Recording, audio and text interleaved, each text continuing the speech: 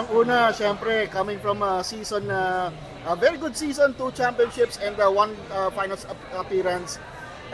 Nakapagpahinga-pahinga tayo ngayon. Ano yung ina-address natin during the off-season heading to this Q1? Well, tinumbok mo na very well. Exactly, our priority was to rest and recover. So yun ang tinutukan namin. Kaya kami ang pinakahuli na nag-prepare, nag-start, mag-umpisa ng practice, I think of all the teams because we played the most number of games last season. So sa amin, yun ang priority to be very well rested and recovered to start this season. Pag-usapan naman natin, Coach, yung trip ng team sa Hawaii. Kamusta naman yun? Kamusta yung team bonding?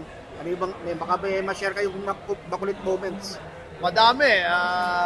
Nagbihis sa hula hoop, nagluwaw sila.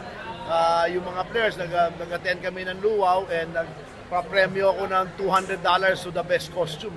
So kung nakita mo yung post ng mga players, may mga sila Heruela, sila Henry Galinato, so talaga ng hula skirt at saka nakabra lang sila dito. So a lot of those things. It was a very fruitful trip for us. Aside from that, Coach, ito nakikita natin, naghihilap yung team natin. Yun yung pinakasumakit ang ulo nyo last conference. Ngayon, as a coach, is there a sense of excitement na you're getting a full force team this time? Of course, the excitement of a new season, a new challenge. But you're right, just being able to get everyone back. Not only those who were injured, but also those who were playing injured because everybody knows that Jordan Heading, Pogoy, Oftana were not 100% in the playoffs. So hopefully we can get them back 100% and that's what I'm looking forward. And syempre, Coach, coming from an All-Filipino finish last conference, eto All-Filipino uli, parang meron bang gigil sa inyo na yung dapat sa inyo siguro, dapat ito, kunin natin uli? Di kami ganun mag-isip eh. Our focus lang namin to be the hardest working, best conditioned team.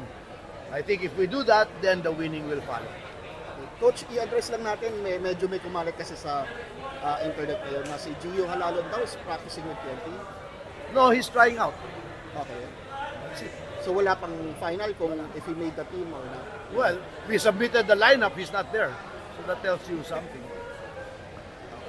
And finally, Coach, yung goals natin, personally, and for the team? It's to be the hardest working, best conditioned team. That's our only goal. Wala nang iba. Meron ba tayong gustong iwasan? Kumbaga, syempre, natuto tayo last season. Meron yung kumbaga yung injuries, how do we take care of our bodies? Hindi mo maiiwasan eh. Injuries are part of the game, right? No matter how well you take care of your body, you really cannot stay away. That's part of what we do. So we have to be able to adapt to it. But hindi natin pwede yan iwasan. Okay? Thank you, Coach.